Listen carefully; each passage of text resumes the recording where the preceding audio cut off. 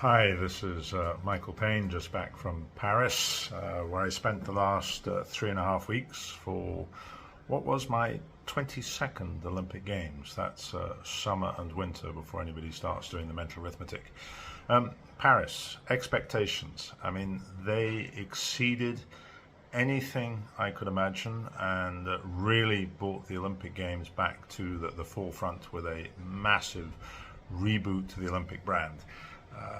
It was a combination of factors. It was the stage, the incredible backdrop against the historical buildings where they turned all of Paris into a sports venue.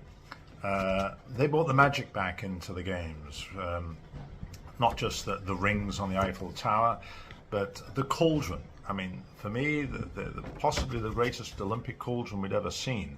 And every night you would see over 250,000 people convene to see the balloon rise up into the sky. Surprises, the ticketing system. I thought that was going to be a high risk. The first time ever we'd seen digital tickets being used at the Olympic Games with a dynamic barcode. You know, if that went down, if that was hacked, that was going to create, a real challenge. But it worked perfectly. So overall, high praise to the Paris Organizing Committee and the IOC for delivering. Back of house, yeah, there were a few misses. I mean, perhaps the most surprising of all was the food. Paris had really hyped the quality of their food. Everybody expected there to be incredible food.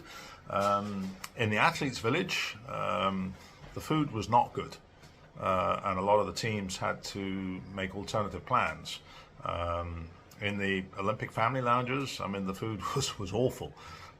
Probably good because it means you could go on a good diet for the 3 weeks at the Games.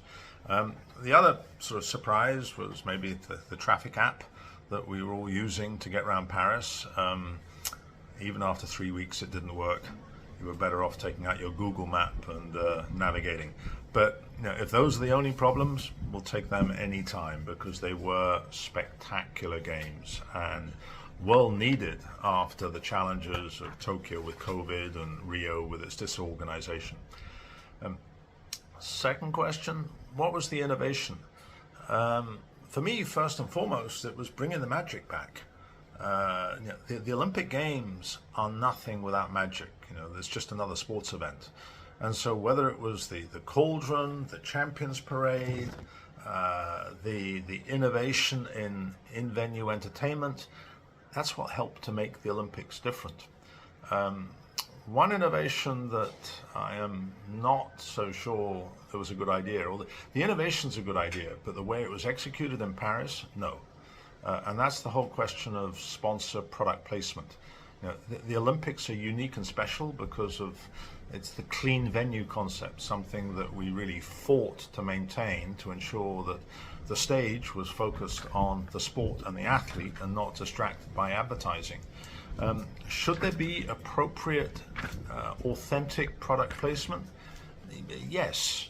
But the way that LVMH got effectively a 2-minute commercial filming inside their factory in the opening ceremony, the Samsung phones for the selfies on the medal stand, for me that's a red line.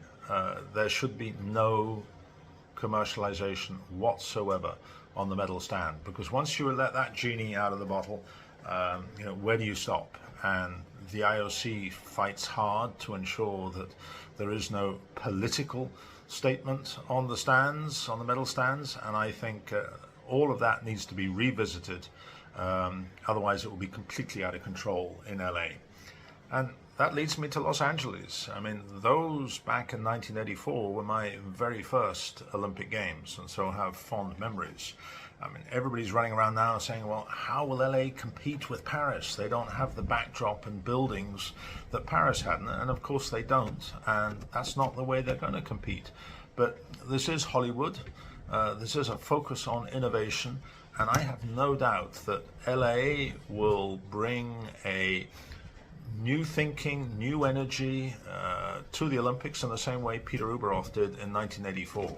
I think the potential of what they can do in the experience around the venues, on the in-venue entertainment, on the presentation of the sport, I think that has got tremendous scope and potential, and a place where LA can really make its mark and take the Olympic movement forward. So I hope everybody enjoyed Paris, and see you in Milan and then LA. Bye.